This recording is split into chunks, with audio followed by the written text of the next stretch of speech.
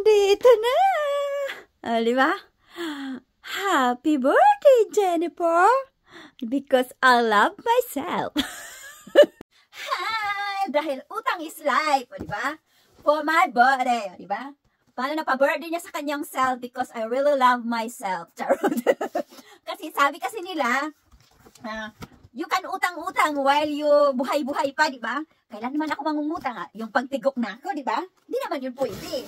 While may pang ano pa tayo, may pang bayad pa tayo ng PayPal, mangutang tayo, no? Alangan, kailan pa ba ako mag-ano? Kailan pa ako pag natigok na, mahalin ang sarili. Ganon yun. Wala, yan pala.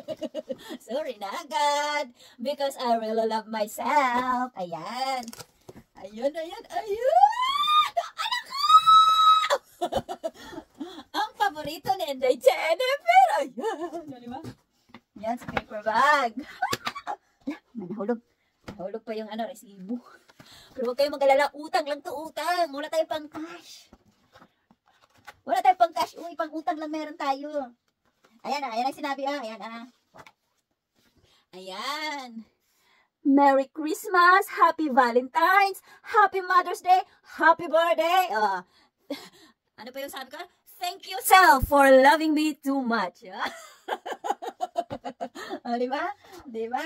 Yan. Because I really love myself too much. Wag puro lang Pinas. Diba? Wag puro Pinas. Kasi nga nakailan natin sa Pinas. Alam nga na, kailan pa ako? Alam mo, tingnan mo na, anuhan natin nila. Alam nga na, pagtigok na ako, diba? Lagi Pinas lang lagi-lagi. Wag ganon, sis.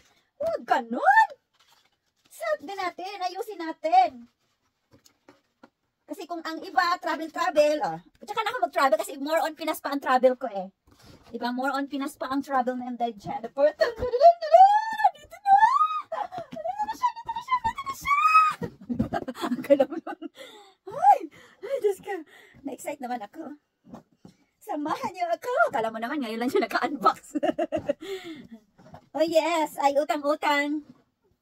Hindi ko nang sa amo ko. Sana may pang-ano din ako. Ayan siya. Diba? Kala mo naman. Parang talaga siyang tanga, no? Mag-unbox lang naman siya. Ayan na. Parang ano to eh. Wala to na discontinue to. Not available ba? Tapos nag-notify nung meron na siya. O diba? Ganun pa yung mga ganun ba? Nag-notify nung meron na siya.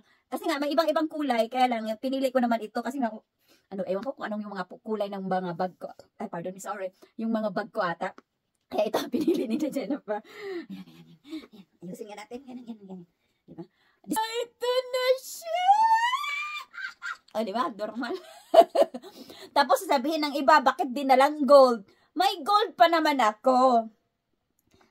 At ito naman, kung hindi mo na pwede mo naman tong ibenta. Kasi alam nyo naman si Louie. Pwedeng mabenta si Louie. Ayan. Ayan na siya. Diba? Kay bago-bago pa niya. Sana all. Ang pangalan pala nito ay si, diba?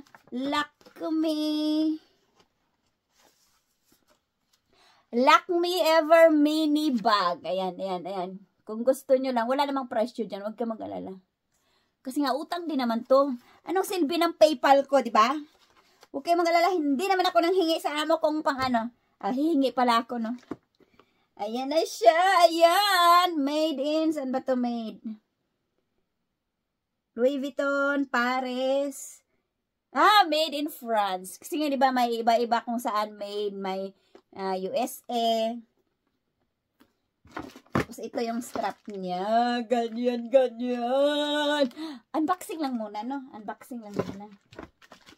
Tsaka na yung ano niya, yung actual na ano.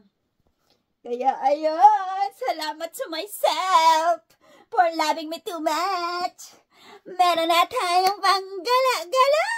Ayan na siya. The beauty and the bestie. Thank you, self, for loving me too much. Salamat sa panonood. Keep watching, keep sharing, baboos. Mama, tap. Happy birthday to me. Bye.